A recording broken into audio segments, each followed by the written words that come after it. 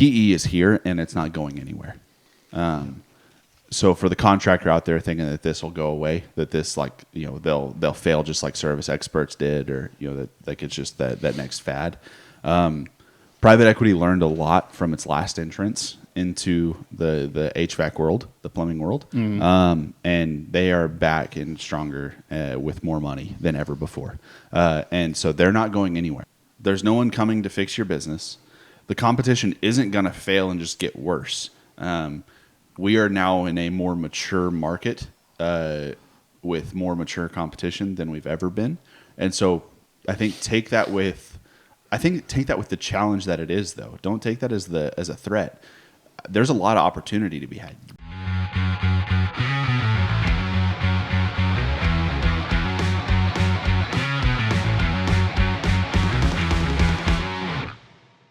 Welcome to Blue Collar Bros, a home services podcast bent on discovering what differentiates the best of the best within the home services industry. We are your bros or hosts, the Yarbrough brothers. We have Will Yarbrough. Howdy. Kolby Yarbrough. Hello. Myself, Tucker Yarbrough. And as always, our producer, Bryce McElhaney, is with us. Guys, howdy. It's been a while. It has been. It's been I don't know how long it's been, but it's been. I actually don't either. A couple months, I know that. Yeah. And we have to address the obvious. I think it throws the summer just like. Yeah, you go in the summer. You time warp. Address the obvious. We should call this the shoulder season podcast. The shoulder season pod. I think there was a joke about that in one of the first episodes that we talked about. It's like we should just call this shoulder season. Yeah. We're in a new spot. We're in Bryce's new office. We moved him.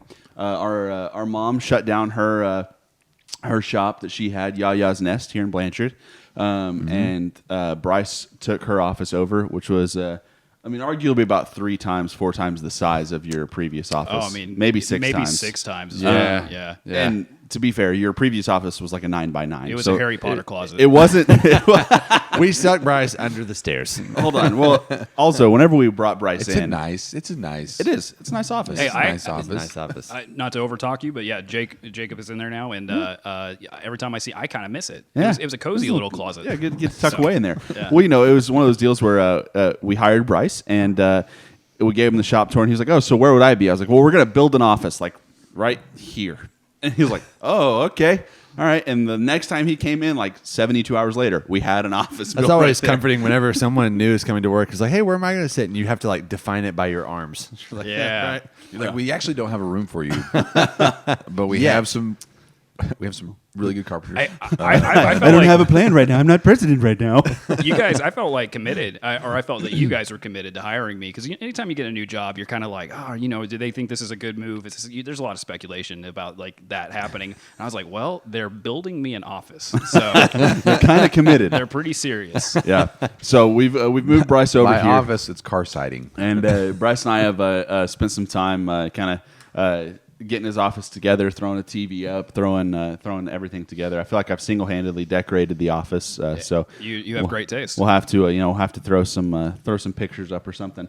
But new digs, and that kind of happened as soon as shoulder season hit, and we had some time on our hands. We were able to get you over here, guys. Summer wrapped up. Let's start with a vibe check. It's November 2nd.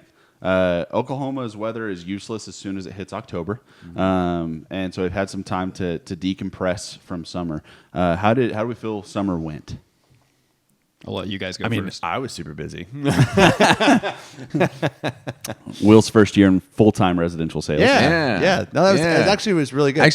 I'm actually very interested in hearing that experience from your perspective. No, it was really good. I mean, the previous summers, I dabbled in residential, but and did commercial. But it was really good. I think a lot of I really enjoyed just that whole process. I mean, I could say a whole lot. I don't want to derail too much, but yeah, no, it was derail. Like we have a direction. Like we're going somewhere. Well, I mean, like what do you say? Because it's like, I mean, I really enjoyed that. What are you gonna hit this year? What are you on track? I mean, I am trying for $1 million. Okay, what are you at right I'm now? at like 830. All right, we have 2 months. Yeah, we got 2 months. So we're like, it's possible. And I'm 8 there. I'm throwing a dart at that. I'm somewhere, plus or minus. somewhere around. You're right in that range. Last I looked, Give or you take 15,000 somewhere. You do more commercial than I do. and so Yeah. I always have to look over to see what your. He still commercial hasn't job- added much commercial. Oh, think he's sure, got- yeah, I yeah. think he's got like 50 or 60,000 in commercial, Yeah. and that's about it. Yeah, he's a little bit higher it's than 70.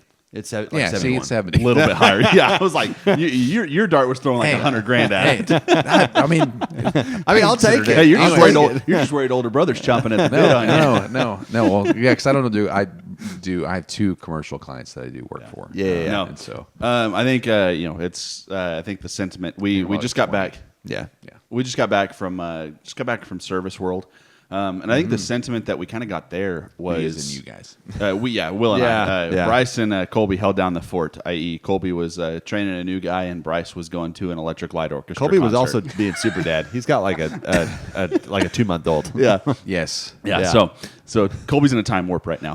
Time doesn't exist. Training at work and then training at home. Yeah. But the overall vibe that we got from Service World was, I think, pretty similar. That this year has been an odd one. The market's tough. Election year. The economy's always bad. Which is so interesting too, because like the economy, like all the markers and stuff that they're pushing out right now, it's like everything as far as like the monetary supply and like jobs market and everything shows that the market should be strong, that the economy should be strong, but yet overall consumer sentiment. I mean, talk about like a mass perception is reality. Yeah. Overall consumer sentiment is that it's like, hey, we're not in a great spot, which I agree with, but it's like everything as far as the like pulse of the economy says it should be okay. I think B2C businesses, so business to consumer, that work directly with the consumers of the U.S. experience a different take because dealing with homeowners on a day-to-day basis, they're like, replacing HVAC systems is one of the most expensive things that you could do on your house. Yeah. And so a lot of people are. I've had a lot more people have seemed to be financing this year. Yeah. And a lot more people are being turned down for financing as well due to credit scores and other external factors. And Will, you might be able to touch on that just a little bit too. Yeah. Well, I think people are just trying to. I mean, it's an election year, so people are unsure of where things are going to go. That absolutely affects consumer behavior. You know, there's tension in the air. It's hard to deny that. I mean, we've had tension all year, and so it's funny. You talk about these indicators. It's like on paper things should be okay. Things should be okay, but that doesn't change behavior. Yeah, it was clearly a perception is reality. Well, and I saw this morning that the economists were expecting jobs we're supposed to be up by 120,000 or something like that, but they're up like 12. So it's like they are up, but not up as far as they were thinking. So Right. Interesting. So back on Service World, you had, as you do every year, as we do every year, you kind of come back with a lot of information, and you kind of have to just info dump on the rest of the team of like, this is what's happening, this is what's going, this, the industry is heading this direction. Yeah. What were your takes? What left you with the biggest impression from Service World this year? I don't know. I think Tucker, probably the biggest impressions are probably different. I'll let you go first. I think I can summarize gosh. what I've heard from you guys. Yeah. That'd probably be pretty. Probably easy. one of my biggest takeaways was, I mean, there's like, you've got, we have like these lists. So just to give people an idea. So, you go to these events and it's just class. And then you're talking to people outside that are in your field. And then you get back, and we would get back to the room, and it was me, Tucker, and our production manager, Keith. And we would just debrief for like hopefully around an hour or so, and then midnight just crashed. Yeah, but there's 2 or somewhere 3 around hours. there. Yeah. But one of my biggest takeaways was there was this guy, and I think his name is John Formica. Yeah. Anyway, he was one of the last ex-Disney guy. The ex-Disney guy. He was the morning keynote speak, which is, they go and you have all these events at night and stuff, and so he was the morning guy, and so normally those morning keynotes, like, everyone's tired and stuff, and so, but he just talked about culture and like Disney culture and how they cultivate that, and he was in charge of all the Disney hotels at the Disney World Resort, and it was amazing just how much detail and how much effort Disney puts into their internal culture, like with their employees, but also the external perception of their culture with the customers that come to the park. So I was really impressed with that, and it actually got prompted me to read a book called Be Our Guest, and it was fantastic. I would highly recommend that book. Just talking about how they create quote unquote Disney magic, and it's way more practical than you would think. Yeah, So- I think the one thing that, like, listening to John Formica in his speech, one of the things that he hit the nail on the head with is, and it's something that we always talk about, but it's at Service World and things like that. Whenever you're around other people, a lot of times, and even just listening to podcasts, you hear like a lot about like time leverage and like make the most of your time and like hire out things and utilize your team and delegate. But one of the things that John touched on was probably, I think, something that we carry in our core here at Yarbroughs is who was hired to pick up the trash at Disney. Oh yeah, that was a good line. Everyone was hired to pick up the trash. That is the number one line on every job description: pick up trash. And so he talked about that. It's just the whole do just one more mentality. And I think that was probably from that speech. It was probably the biggest takeaway for me. It was do one more. Yeah. So because the book touches on that I read. John did not write the book that I read, and so there's two separate people. But he called it the plus factor. It's that idea of like doing something, going one step beyond what you would normally do. And so it was really good.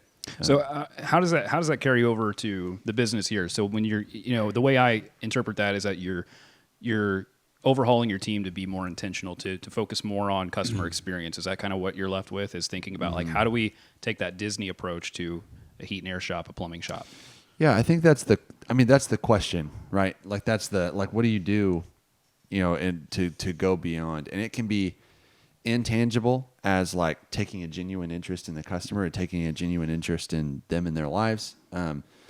Or it could be more tangible, as like, hey, you notice a light bulb's out and you offer to change the light bulb, or you have a light bulb on your truck and you say, hey, I've got a light bulb, let me change that up for you. Something that someone would not expect you to do, but you're going above and beyond. And so I think it can look different depending on how in depth you want to go, right? Yeah.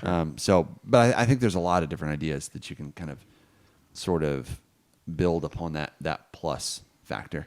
Yeah. Now, I know you also had a lot of comments about the vendor hall. Well, that was going to be. I let Will go first because my takeaway. Yeah, I was going to say we're that going was to going to be direction. that was going to be my summary. That's what I was going to talk about. So so you go to these expos, obviously. You have to pay to be there, and then at the same time too, most of it is financed by the vendors, the vendors that come put on their showcase, and there's hundreds of vendors.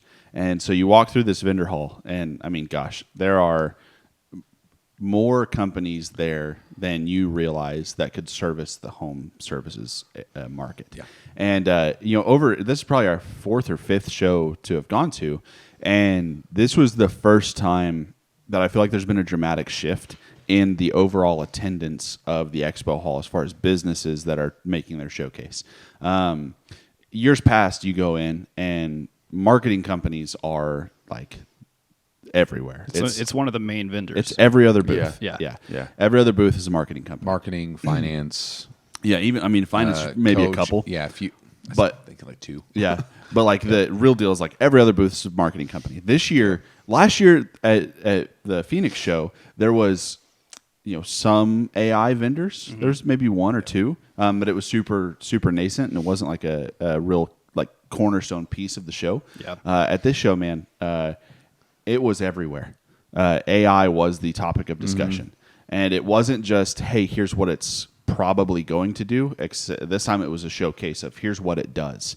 So it was everything from Service Site and having their Dispatch Pro, but then there was companies like ProBook who have a equally competitive product that does the exact same thing, except it's done through a Chrome extension. And then there was like Broccoli AI, and there was Dispatcher AI, and so there's so many different companies out there that are now servicing the home service market in a way with AI tools that just make it almost daunting and terrifying at the same time. Like you feel like if you don't start adopting these tools, like we're behind. But then I had to zoom out just a little bit, and thankfully I met a developer. Will and I met a developer. His name was Vincent. Yeah, and he's a good guy. Vincent, you're watching this. Yeah, it was a pleasure to meet you, my friend. He and I were talking, and he basically was kind of just giving us a state of the trades within the AI space. And I asked him. And he works in. Yeah, he's in the AI space. He's an He's AI a developer.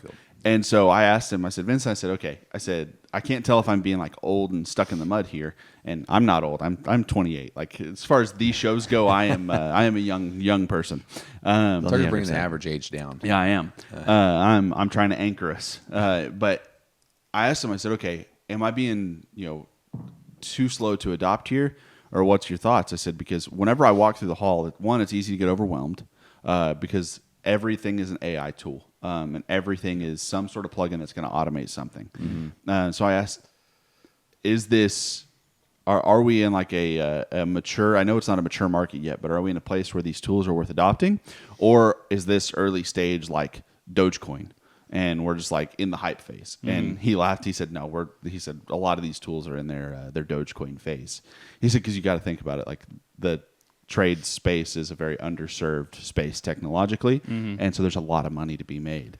And he said, so these tools, he said, the tools are going to work because they have to. Mm-hmm. He said, but as far as communicating with each other and solving a full picture problem, that's where we're going to run into issues. And so Vincent and his team, they're taking a beat and they're in the process of developing a full scale solution rather than just a singular piece to plug in. And so AI was my biggest takeaway. I mean, it was just it was a wild thing to see some of the capabilities that AI had. So I'm sorry. Go ahead. No, Will. so I was going to say you might want to explain Dogecoin for the less initiated. A worthless cryptocurrency. So you're basically comparing it to that by saying, hey, AI is all the talk right now. There's a high probability that a lot of this is just based off hype. Yeah. It's based off of new shiny technology, and you're in comparing it to Dogecoin, you're going to see a shakeout in the next few years. You're going to see where the real tools that did make a difference for businesses, those are going to end up at the top, or they're going to be left standing where the rest fall. I think a good question would be how. So you guys saw a bunch of AI. What are some of the capabilities of how does AI help in the trades space? So I'll just touch on a couple that we're actively looking at. There's really two that we're actively looking at, and that might be surprised because I think that the three of you guys think we're looking at one, but we're looking at Broccoli AI. That's one of them, and that's basically it's an AI talk about assistant. impressive. Yeah, it's an AI assistant, AI CSR / call taker. Yep. So it has the capability of basically changing the way that your after-hour services are answered and handled. So your Bryce, what you got going, pal? I'm just trying to. Oh, yeah, no worries. Sorry, I was making sure we couldn't do anything for you. I wasn't expecting you to angle so much this way. Sorry. Blocking your face. But Broccoli does a crazy deal on answering the phones. So it's a plugin. It's a plugin that you have over your VoIP phone system, voice over IP. Mm-hmm. And I think I was probably the only one standing close enough to do the demo. I could hear it a little bit. But the voice assistant that they had operating was, I mean, dang near indistinguishable from a person. She paused, she laughed, she made jokes. It was kind of a surreal experience of like, oh, this is a Matrix moment. Yeah.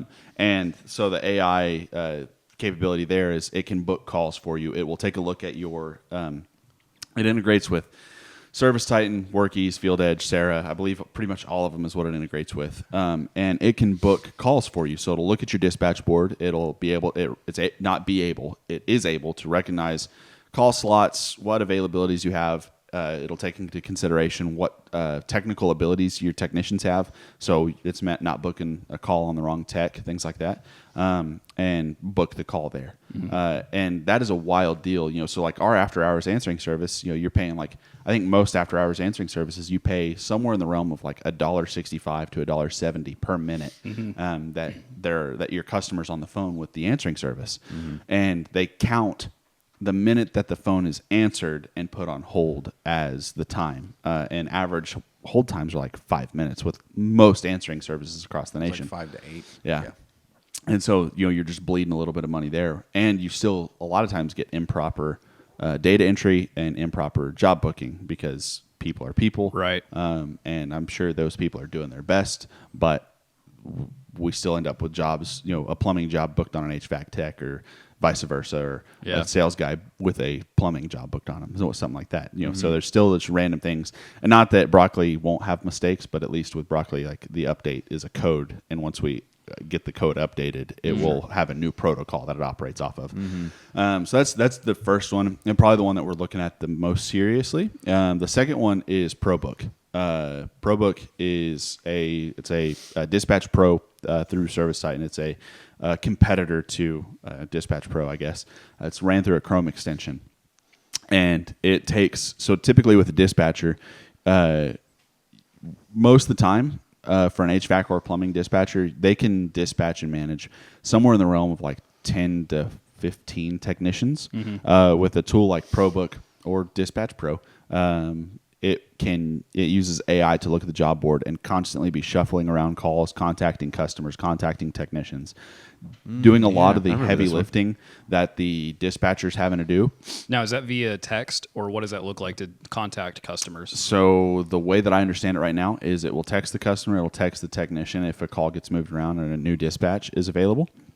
But also, allegedly, I'm hearing that it will integrate with Broccoli as well, and Broccoli will be able to make an outbound call to that customer if a call is moved. That's wild. So it takes a lot of heavy lifting off of our team. So you can take one dispatcher from managing 10 to 12-ish technicians to now managing 20 to 25 is typically what they're seeing. That's pretty disruptive. Yeah, in huge. terms of like, I'm thinking of other businesses and how they would integrate this, what it would do, to help their team do a better job. So yeah. But the Tuck, we're just gonna keep working on you, bud. I don't like it like this though. So I think it bears repeating that Kolby. Well, I got up. I was looking. I can't see it now because the reflection of that light. But I saw this was covering your face. Was covering his mouth. Yeah, I know. So whenever he talked, all I saw. Yeah, like he's wearing a mask. I know. And I was like, oh, I should have put the camera in a separate place. If we could, I'd put it right there. It's okay. We're figuring this thing out. New space, guys. New space. New space. Oh gosh. So disruptive. I got the least interesting background. I'm getting picked on with camera angles, mic angles, whatever. The true diva comes out. All right. Yeah, I think in terms of that being you could overnight, you can really change a system. You could change the workflow of how your business operates, and that's what we're looking at. Is some of these AIs offer ridiculous solutions to problems, but it's about implementing. It's just about, and we don't know, we're not sold on anything yet. We have to demo, we have to see if it's going to work. And that's the biggest thing that I throw out to a challenge, in our advisory board groups and then the coaching groups that I'm in, is I've thrown this challenge out there with the dispatch softwares that are out there. Like it's sold as this fix-all. It's sold as this Band-Aid patch that's going to make everything better, and as it should be sold that way. Like they wouldn't be doing their job as a sales team if they didn't pitch it and push it that way. But the difference is it's only ever going to be as good as, one, the effort that we put into it, and two, the data clarity that it has to make decisions based off of. Yeah. So it's a both and. Like, there's not going to be this switch that we can flip that automatically makes us more productive, more efficient. Yeah. We have to be giving it, one, the due diligence and time to learn how to use the software, and two, the data clarity that it needs to make good decisions. Well, it's another tool because it's you still need a human to go out on the job. You still need a human to be managing the software, the AI, and so it just allows one person to do more than they otherwise would. Yeah. And so it's just, I think, If done correctly, Yeah, you if could done scale correctly, it yeah. so much. But I Yeah. think the same amount of intentionality that contractors are putting in their team of training to make sure that we're focusing on our operations, I don't think that goes away. But I think you're going to have that same diligence of intentionality towards our data being clear enough for it to be useful, right? So it's like, hey, I need to train my comms team to know how to book a call and know how to do X, Y, or Z. That same level of diligence has to be carried over into your data practices and how you're retrieving data and feeding it to the AI so the AI can be you're almost training the AI, right? Yeah. As a personnel. Yeah. And there's just there's so many different tools like to utilize, but it's again the biggest takeaway for me was one, AI is coming to the trades in a very big way. There's too much money to be made from these developer companies. There's too much money to be made. There's too much opportunity. We have in the trade space, we have very complex issues to solve. We have very and not just like. When I say that, I don't mean like the technical side. I don't mean fixing an air conditioner. I mean technical issues as far as how do we handle job booking windows? How do we dispatch? How do we get a customer notified and a technician notified? Like whenever you zoom out on your operations within an HVAC, plumbing, or electrical company, you learn you learn very quickly how complex what we do on the day-to-day actually is. Well, the technical stuff is mostly pretty simple and straightforward. It's the logistical hurdles that become the major issues. That's where AI is really going to, I think, thrive in the next 5 years. I think we're going to see that change come very quickly. So I think, it's going to go from a Dogecoin to an established market very fast because there's some big dogs in the market that are already utilizing a lot of this software. I was talking to one of the guys who is working pretty closely with PE, and his take on it is that in the next 3 to 5 years, you could have $100 million business running out of a 2-bedroom house and not even know it. Just on how disruptive the technologies are going to be, and so it's nothing new. It's an adapt or die. I think something that the big takeaway is whenever you guys were explaining each of those items is just the ability to pare down your overhead expenses and be incredibly efficient at certain tasks that take time, and labor is the most expensive thing that we have. And so and there's, I think AI has, from conversations that I've had with you guys, has the ability to increase the to make the jobs easier within the trade space on the office side and maybe the SOP side, like our processes. And kind of shore those up, and so that's kind of something I'm kind of have been excited about. Yeah. Do you guys mind if I go on a little tangent? Yeah, go for So it. I've been talking a lot with Tucker and some other contractors recently about just where we're at, the landscape that we've been dealing with. 2024, 2025 is coming up, and I think the game is going to be a lot more about efficiency. And I think it's operational efficiency. It's going to be marketing efficiency. That's always been on the table. That's where we should be, aiming for at all times. But I think that's where, with all these tools coming out, it's about implementing, it's about executing, it's about taking ideas, it's about taking some small risks. But to me, it's going to be about efficiency. And I think with the to add a coaching trope on top of all this, football coaching trope, it's hard work beats talent when talent doesn't work hard. And I think that's where we're going to be at with the AI integration within companies. Is AI is talent. Yeah, it's talent. And the companies who utilize it, now it's on them to decide whether they're going to work hard with it or use it as the excuse to not keep pushing. Because I think a well-run business without an AI integration, if you're up on your yannies, if you're making sure that your T's are crossed and your I's are dotted at all times, you're going to beat a company 6 ways to Sunday that has an AI integration 30% of the way installed. Yeah. Or 40% or 50% even. Like, it's operational efficiency can't be shortcut. And I think that's the biggest thing that I took away from it. It wasn't even the fact that AI is going to be this huge disruptive thing, because obviously it is. But before you can ever think about integrating an AI tool, we have to be so sure of why we're doing what we're doing that then we can actually make educated changes to our business and to the direction that we're going, because otherwise we're throwing mud at a wall and seeing what sticks. Yeah. Right. Well, it's the same conversation back in 2022, whenever AI first started coming out, we were comparing, bless you. We were comparing AI to calculators. It's the easiest way to understand it. It's like, okay, what is this going to be used for? And it's like, okay, well, a calculator is only as useful as the person using it. A computer is only as useful as the person using it. AI is only as useful as the businesses who are going to implement, execute, and use it to their advantage. Yep. And to touch on something that Kolby said, where he was talking about scaling, I think a lot of our team listens to this, so I want to kind of touch on something there. It's not, whenever we're saying scaling down overhead, it doesn't mean getting rid of people. No. I think one, there's a scarcity mindset to that. There are going to be companies that do scale down overhead because of this, because it offers a unique way to make yourself more efficient. Where we're looking at it is, holy cow, this fundamentally can change the way that we scale. And change overhead as a percentage of the business as a whole. Right. So as the company grows, we can get away with not hiring as many overhead staff because we have these tools integrated. So I think there's that scarcity versus plentiful mindset, and I think that AI it's gonna fuel either side. You know, if a company wants to scale down and really focus on perfecting their craft, they can get after that. Yep. But like if you're in a nail it and scale it at the same time trajectory, then there's an opportunity to do that as well. Yeah. Did you have a third software, or did you already hit on that? No, it was those two. Okay, those two. I I thought you said there was three. Pro and Broccoli. Yeah, so ProBook and Broccoli. ProBook. Broccoli is probably the well. There's Dispatch. Here's the problem with the trades. I'm going to look directly at the camera for this one.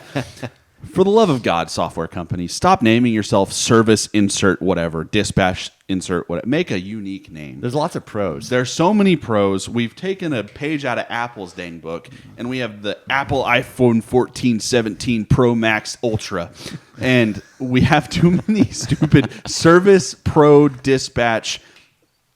You guys are no different than the AC person or be unique.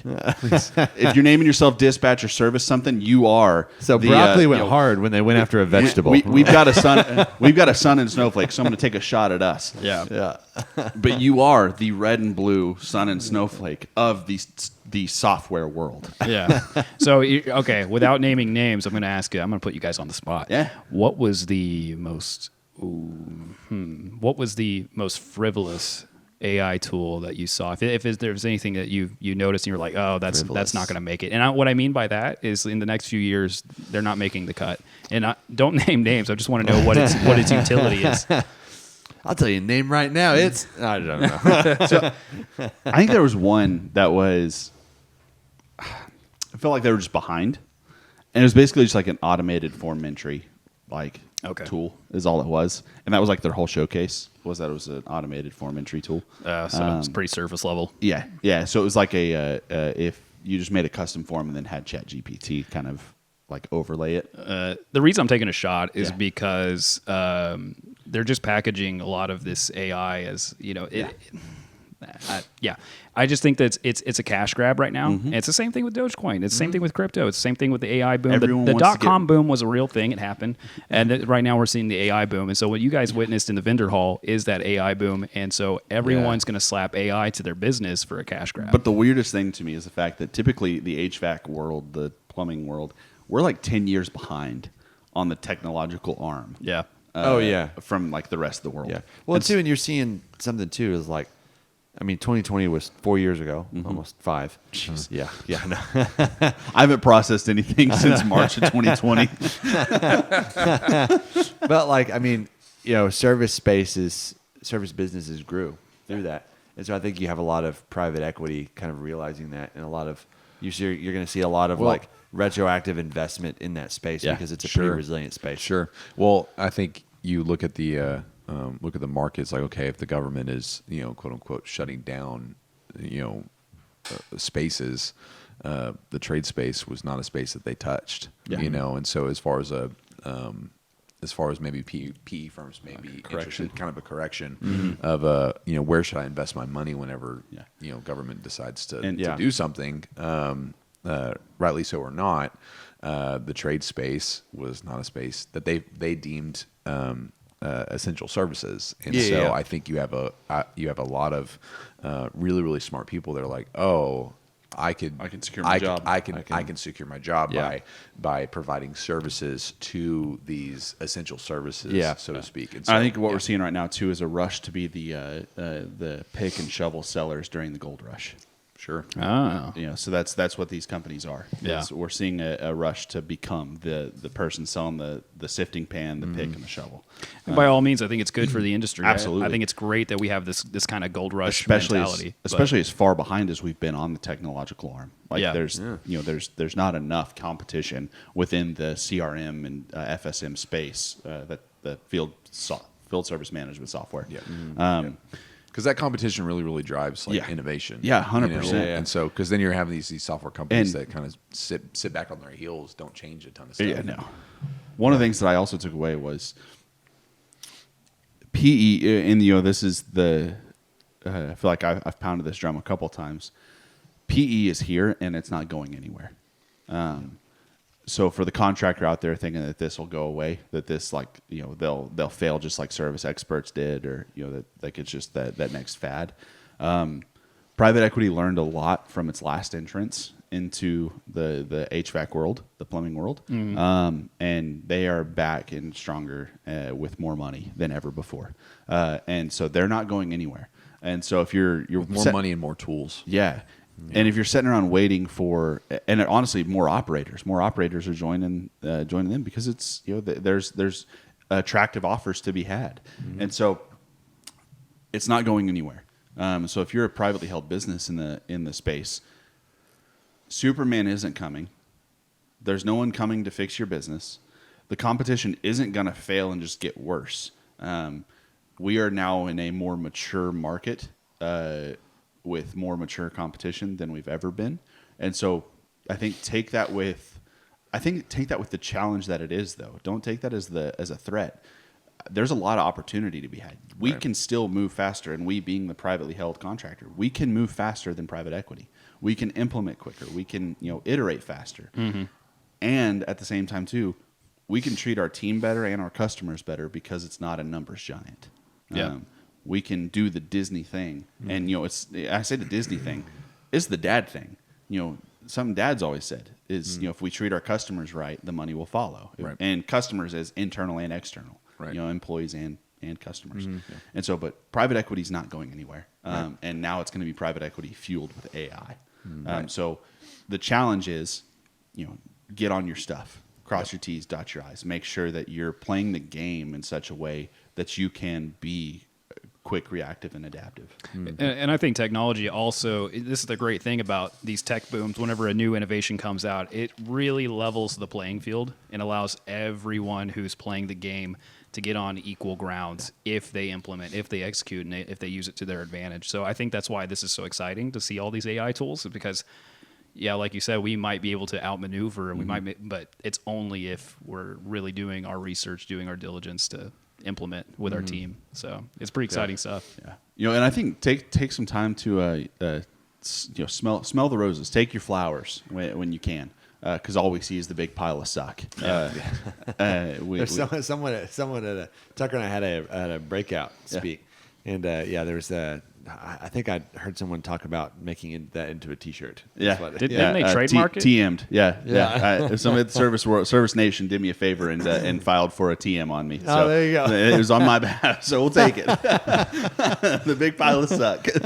So right now, if someone makes a book and names it "The Big Pile of Suck," We got it. You got it. Yeah, we got it. Oh, That's man. how but That could be the first book that you write. I think that has to be. But because Bryce and I were talking about this yesterday, and I was you get down in the dumps on how we're doing things, our booking rate or our closing rate, or how many options we're offering on estimates, things like that. And you just you're running off of a vibe check, and you're like, man, I don't feel like we're doing very well on X, Y, or Z. But we've got some tools now that help isolate our data and really refine our data down and show us what our booking rate is. Because 6-8 months ago, I was seeing our booking rate on ServiceSite, and it was showing like 75 to 85%. I was like, there's no way we're that high. Not a chance. And I just refused to believe that that's where we were at.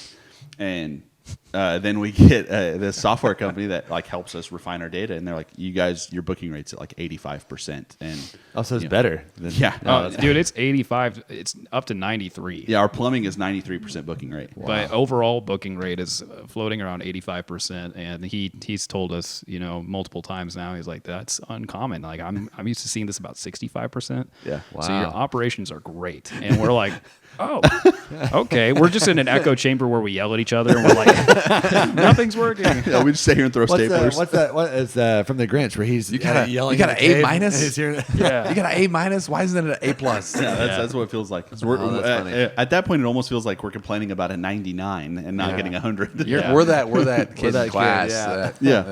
It's like we have I was other crying because I got a 93. Yeah, we have other cries things, for an A minus. we have other things that we got to work on for sure. Oh, yeah. But I think it's take your flowers and recognize when you pull your head above the suck and look and make sure that like, hey, I think that's probably a pretty good just general rule for life. Yeah. Like it's easy to get hyper focused and fixated on like, oh crud, like this is wrong, this is going bad. But it's like, man, there's a lot of stuff to be thankful for. Okay, quick story. I was listening. I can't remember the podcast, can't remember the business owner or anything like this, but it was a guy who was running a business and he was talking about what he started to practice as a business owner. It became super important that he did this. He said Monday through Friday, he was in the quote tuck, in the big pile of suck. That's all he could focus on. He was like, we're never good enough. We need to keep pushing. We need to keep improving. Monday through Friday was nothing but a grind, and he was just intense and just hard on his team, hard on himself. But he said as soon as Friday night came, he flipped that switch and focused on gratitude. And he said that was a really important part of his, his philosophy as a business owner, is that he needed to have time to feel grateful for what he's done, the impact he's having, how good his team is doing. And I think that's really interesting that you can kind of oscillate between those two mindsets. And I think that could be very important for every business owner to just take time to reflect and be grateful for what you have achieved. But to go back and forth, I think it's an interesting, do you feel like you could do that? I think so. I mean, it's just that I think whatever you're making time for and being intentional with, like, I think, and if that short answer, 100%, I think it's totally doable. Yeah. Like you just got to make the decision to do it. Yeah. Yeah, I think oftentimes, especially whenever you're dealing with processes with like internally, like if you're installing an HVAC system or you're replacing a part, you're doing technical work, you could see the immediate outcome. Like you're like, I'm proud of the work that I just did. Those wires look really clean. Everything's really, really nice and tidy and put together. I think in business, a lot of times, like we create these processes that are so like in the moment and how big we are now are so crucial to our success. And then like 6 months later, you're like, we got to change everything, and so we got to make some. And so like and so at that point you're like, okay, well, I'm no longer looking like the flower's been shot. Like and so I think it's more important to look at your skill set that you've earned, that you've gained, that you've worked on to accomplish that one thing, to say, I can do that again. Yeah. I can, I can build that.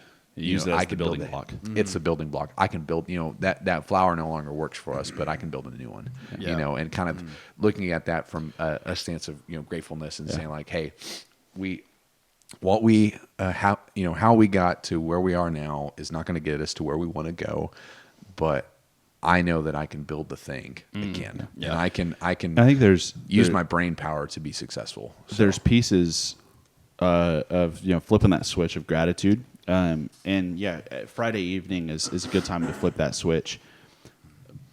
But I also think that there's a time and place that like we need to be flipping that switch with our team during the week at some point. And focus on like the gratitude and pull your head out of the suck with your team. Because what we're doing in the trade space with our HVAC and plumbing for us is everything is always either trying to scald you, freeze you, cut you, or crush you. There is no in between, or it's just abundantly gross. So there's really no in between on any of those, and so it's easy for the entire team to get stuck in the suck.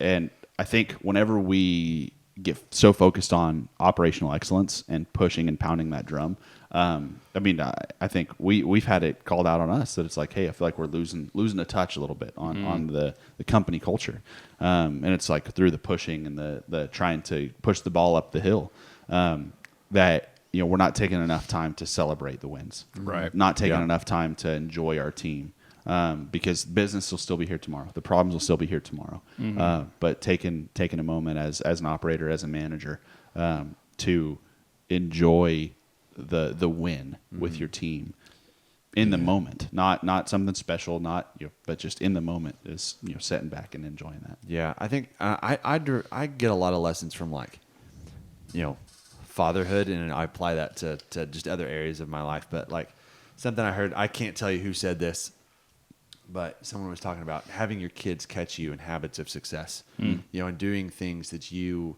would desire to see them emulate. but being a little bit more subliminal and them catching you doing those things. And so being intentional of them seeing you participate in these habits. And so I think that attitude of gratitude is something that you can practice as a business leader. Maybe not even if you're not an owner, just as a leader in general. Yeah. Having those around you catch you in those habits of success, and that's what I'm calling that sort of attitude. Yeah. Is just Hey, that's why I take seeing my them trash catch you. out in front of Ben every day. Exactly. Yeah. Getting him ready as soon as he can. Get the strength to take out that trash. He's good. Exactly. Yeah. But like I think even though that's like like silly, but like no, but for sure. real, like Yeah. he'll grow up and be like, yeah, Dad always took the trash out. Yeah. And so Yeah. People like us do things like People this. like us do things like this, and Yeah. so whether that's practicing that sort of attitude, that disposition of being grateful, Yeah. or it's taking out the trash, something super simple. I think a big thing is inviting those around you to be a part of the success that you are having, and Yeah. for them to have autonomy within that field. Will, it's the commencement speech of Rick Rigsby is Okay. the guy who said it, and he was talking about the interaction he had with his wife. She was like, "Why do you get up every day at 4:30?" And he said, "So that that hopefully my boys see me in the act of excellence, that they catch me in the habit of excellence." Something too, just from my own personal life. I mean, I remember waking up early and seeing Mom and Dad downstairs reading their Bible and praying together, and they didn't know I saw them, but the fact that I caught them in something that they did together before technically any of us were supposed to be up, spoke a lot to me. I was like, oh. This is how you do that. This is what we do. Right. And so. And maybe, you can translate that to being, again, business owners, that the team catches you guys always in the act of being grateful and working hard and always focusing on those things. And so maybe what that looks like is sharing some insights to the team of like where your mindset is right now, what you're thinking and what's going on. And that kind of helps them see a little bit behind that curtain. A lot of times I think we only see the surface level of Tucker, surface level of Will and Kolby, because we're all working, right? Yeah. And so maybe giving a peek behind every now and then, and that shares a little bit of that vision, a little bit of that. I think Yeah, it's and that's- jump in the suck with them. Make sure that your servant's towel is worn and well used. Right. Well, and too, and like I say all this to say like none of us are perfect at this. Like this just like we're still growing in this area as well. But it's just something to comment on and realize like I know for me personally like I need to grow in this area. That's something I need to be better at. Yep. Yeah. Sorry, continue thought. I cut you off. Nope. So, did not. all Sorry, right. got it. Final thoughts on Service World. We went over AI. Went over your first, your big impressions of it. Was there any other takeaways? Any other speakers you guys got to see and get a lot of takeaways from? You got one? I was gonna. I had a more general comment about stuff, but you go for it. To touch on what we started the episode with, which is this year's been a weird year. Yeah. It's easy to blame the economy. It's easy to blame the election. We listened to Matt Michelle, who is the co-founder of the Service that Nation was a good one. Alliance. Yeah, that was a really good one. And Matt is an engineer by trade. I think he calls himself a recovering engineer, is what he calls himself. But Matt is a really intelligent guy. And obviously he built something like the Service Nation Alliance. You got to be onto something.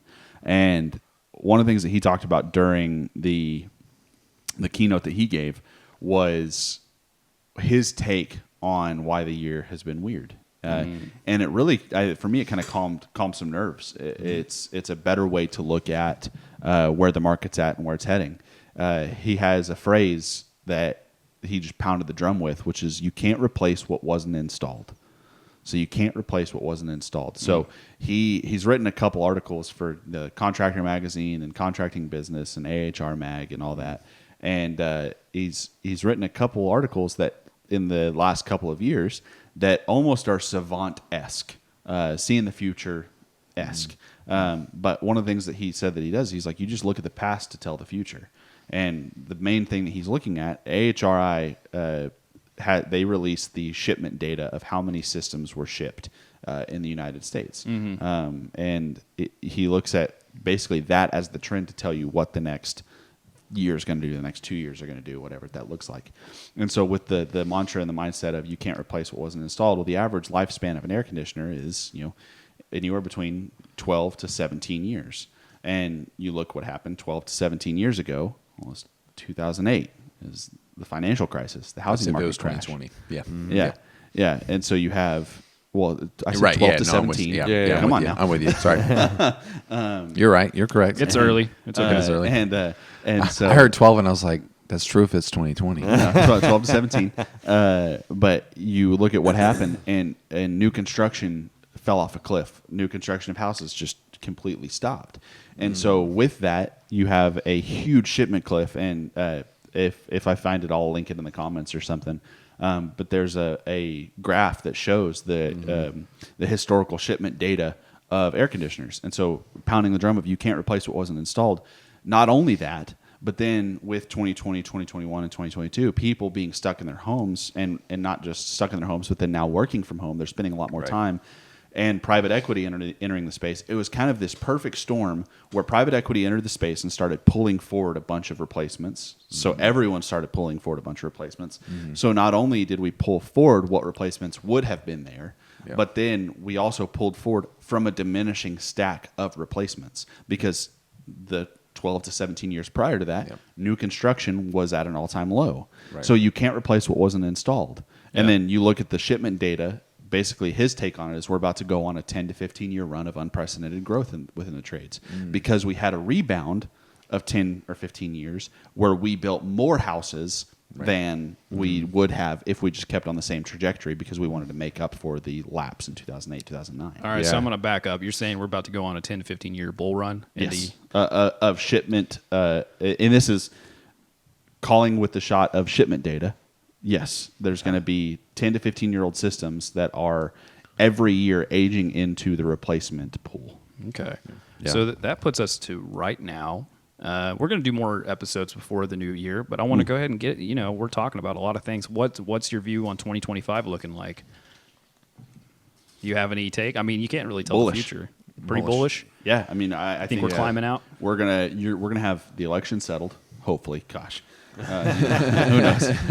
This is pre-election, by the way. We are yeah. a few days away from Election's just a couple days away. All of this is my 2025 take is contingent on that the transfer of power, regardless of who it transfers to, happens peacefully and isn't super contested and contentious. That is the caveat that I'll throw there. But given that, I think we'll have people at least have the monkey off their back that they have to worry about the election. Yeah. And now we can go back to blaming Obama for the economy or whatever. And I think if those things hold true, I think I'm bullish, because if you look at what Michelle has talked about, the shipment cliff and where we're at, we are on the first year of recovery from the shipment cliff next year. Yeah, we're also on a big change as far as refrigerant is concerned too, and so refrigerant is changing in 2025 to the new refrigerant. So not getting rid of 410A altogether, but the manufacturers are no longer making 410A equipment, and so that's also, I think a lot of people are probably waiting for that new refrigerant to come out so they don't have to worry about what had happened with R22. I think a lot of people are pushing back installations, replacing their HVAC system because it's because of the market that we're in. But even though we're saying the market's down a little bit, we're up in residential. Yeah, residentially we're up. We're up. Commercial we're down. Yeah, residential we're up. Last time I looked, I think we were up 18% in residential replacement. We're up about 25% in residential service. We're down like 26% in residential service, and we're down like 20-something% in commercial replacement. On the year right now, we are up about 10 grand. So we're squeaking by. But that's I was telling people at Service World this is you sit there and you look at the numbers. So being in the CFO seat, you sit there and you beat your head against the numbers all day long. Yeah. And it's a perplexing, it's a weird feeling whenever residential's just by the nature of what you're doing more profitable than commercial. Yeah. And so it's a perplexing feeling whenever you're up huge in residential, up huge in residential service, up huge in plumbing, but profitability is down. And so you sit there and you think, oh my gosh, we're doing something wrong. Something pricing wise is wrong. Right. It's not till you take a second to zoom out and recognize that 65% of the labor of our company is contingent on commercial. Yep. And so if 65% of our company is contingent on commercial and it's down $1 million, well, we've been double riding. We hadn't let go of anybody. We've been double riding guys. We've been finding things for them to do, sweep and shop, building sheet metal, all sorts of stuff, because we know it's going to turn. It's going to come back. And so whenever you do that and you look at it that way, if you just extrapolate it out, we would be up profitability wise. Sure. If we were just even on commercial production, because we've already paid for the labor. Right. And so we've already paid for the labor. We've already broken even on overhead. So everything in margin. So if we have a 45% margin and 10% labor, really we're going to have 55% drop to the bottom line immediately of whatever commercial install that we did. Now, again, I'm living in a fairy tale land there of hopes and wishes, but it's kind of an easy way to calm the nerves of, okay, we're actually up profitability-wise if commercial was even, because we're carrying 60%, 65% of our labor capacity in commercial. Do you know what our number would be had commercial stayed even? So right now we're sitting at about 12% profitability. If commercial had stayed even, we'd be somewhere in the low 20s. Okay. Yeah, we'd be 22, 23. What about total revenue generated? We'd be $1.2 million ahead. So right now we'd be probably like 18% ahead. Okay. Yeah. Okay. Wow. Yeah, that's Yeah, crazy. if it was just even. Sure. But again, we can't play that game. Sure. Yeah. You know, you'll go Yeah. sick if you play that game. Yeah. Sure. Well, and two, like, I mean, in commercial, I think interest rates are a huge deal. Yeah. And so interest rates are super high. Yeah. Commercial builders aren't doing much. So, in that regards, the economy does play a pretty big role. Yeah. But it's just how well can you weather that storm? Right. Well, okay, and in the same light of focus, practicing a little bit of gratitude, I think we get stuck in that big pile of suck. I had to zoom out recently, and I'm like, man, I'm thankful that I'm in an industry that is relatively, recession proof, as you would say. There's a lot of industries doing terrible. Yeah. There's a lot of businesses that are failing right now, and I'm super thankful to be in an industry where we are a necessity for people's homes. We're there to provide services that people in this day and age just cannot do without. And so that's a really great place to be. And it's very humbling when you realize that other businesses are not doing well. They're not striving. So for us to stay afloat, for us to keep on coasting is a privilege. Yeah. It's a huge deal. Yeah, so I think there's, and to touch back on the take for 2025, going to pull a page out of our buddy Stephen Long out of Gastonia, North Carolina. He runs him and his brother run GSM Services. Just a well-run, It's a pleasure to get to talk to him. By the way, giant that's of the first time I've actually gotten to talk to him. He's awesome. Great, Stephen, great, you're awesome. great guy. But a page out of his book. So they're a third generation business. So they're one step ahead of us in that regard. And so they've seen market, turn and up and down. They've seen everything that you could have within the market.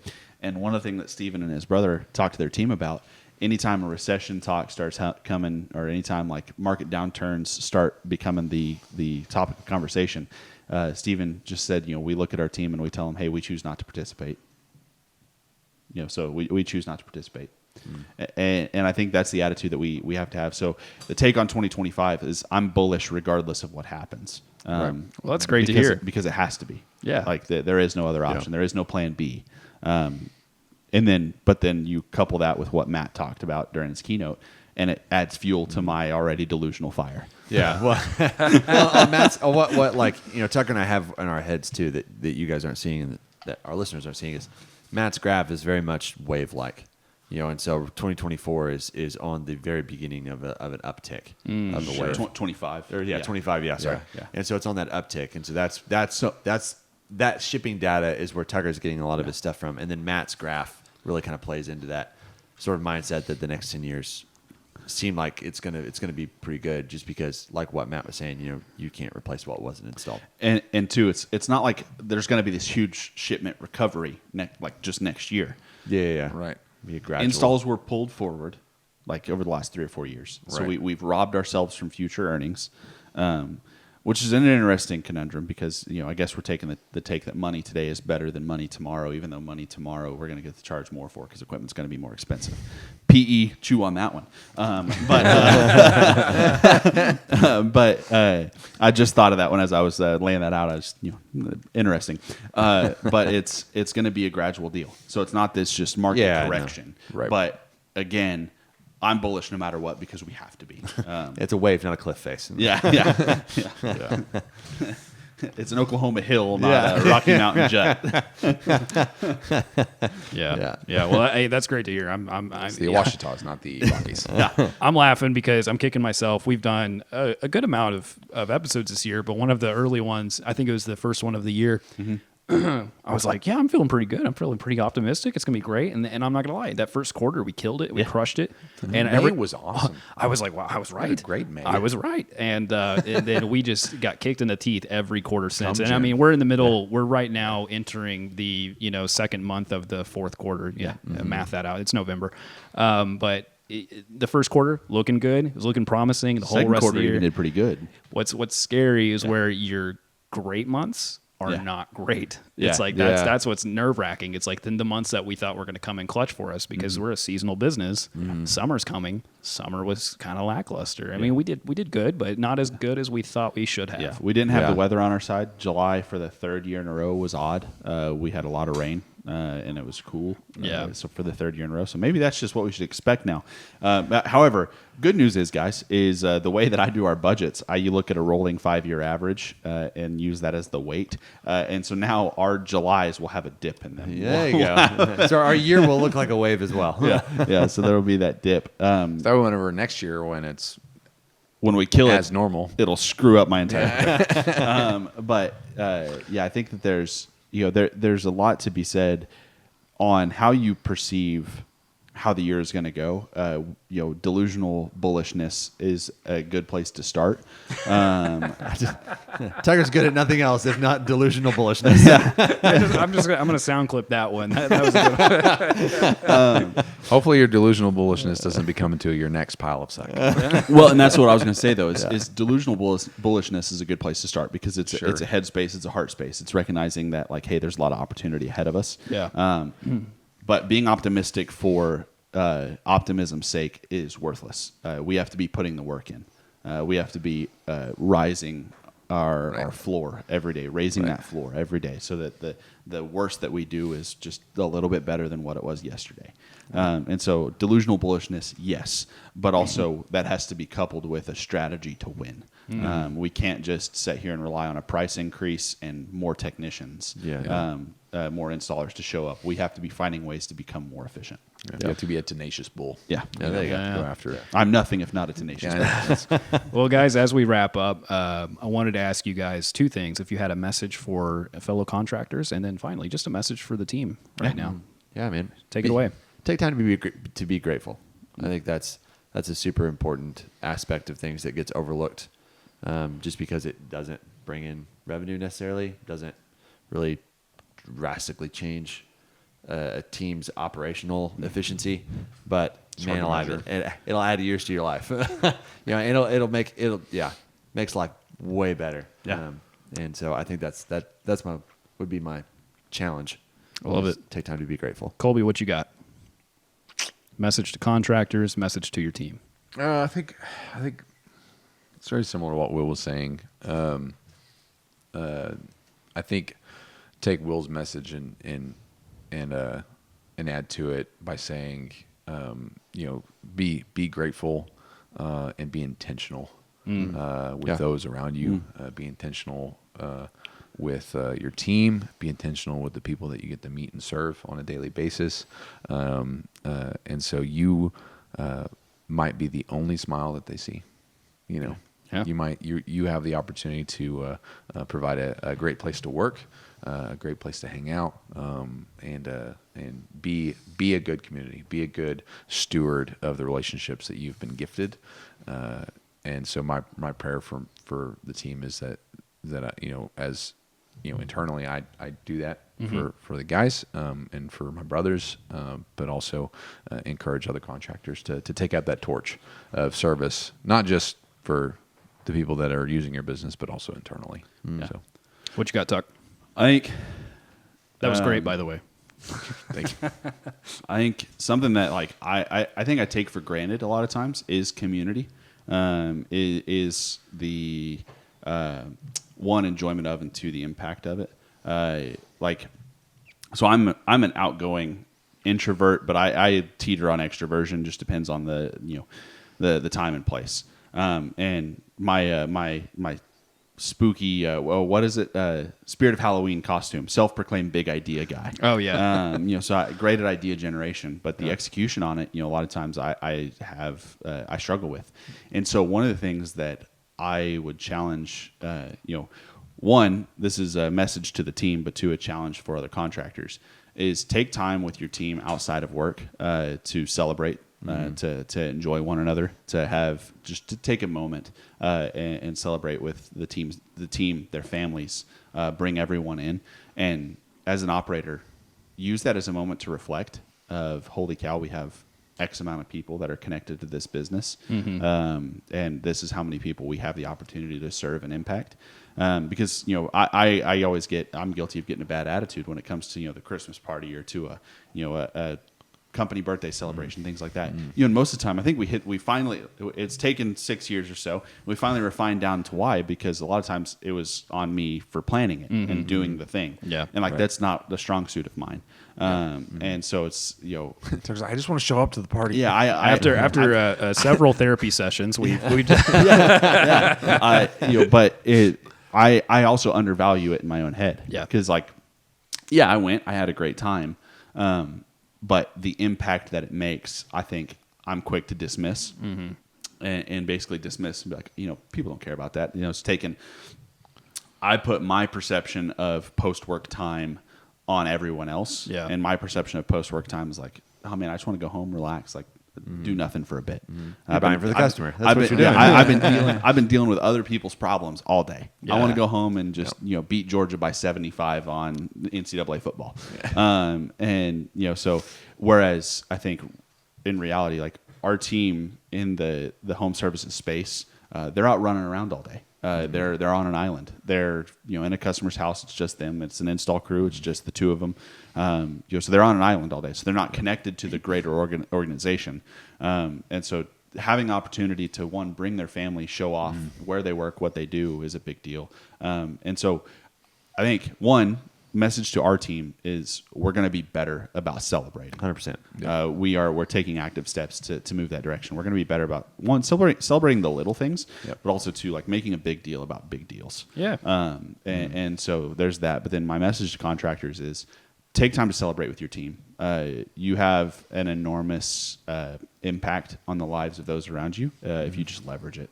And I think the final message is take some tenacious, delusional bullishness into next year. Be a tenacious bull. Build your plan and start formulating now. Don't wait till next year to set up for next year. Start now. There's still time to set up your marketing budgets.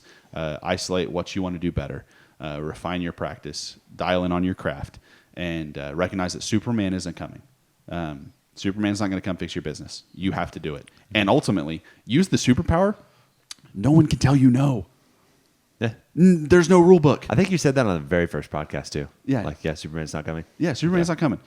Superman, that's the book too. Big Yeah, pile of that's suck. Big Pile of Suck, Superman's not coming. But no one can tell you no. Tenacious bull. Yeah. Yeah. No one can tell you no. So, try things, iterate, bring your team in on the goal. And that's kind of the wrap up message there. Cool. So guys, it's been a podcast. We're in the new digs. Yeah. Got to try to find some shoulder season consistency here. I think we're going to get, here's my goal, guys. I want to hit 2 more podcasts after this one before the end of the year. So that'll be Nice. the goal. We Cool. have about 8 weeks to make that happen, and I think we can do it. So next podcast, so we'll hopefully know the election results and Oh gosh, things. yeah. Oh gosh. I guess we'll have a lot to talk about. Yeah. We'll spend an hour, because that's what everybody wants to hear is 4 HVAC dudes talking political punditry.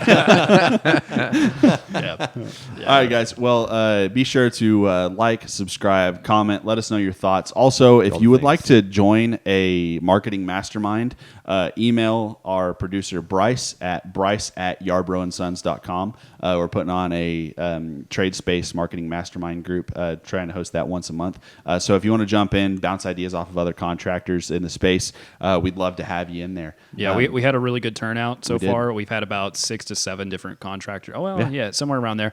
Hop in, and I mean, we gave them a week's notice, and so for that amount of people to jump in and be excited about it, be excited about talking about marketing, that's pretty big. You know, I was impressed by that. So email me, Bryce at yarbroughandsons.com. We'll be happy to rope you into that, and we'll have a lot of fun talking about marketing. And as always, like, subscribe, comment, and do something nice for somebody, because you never know, it might change your life. Let's get out of here, guys. See ya.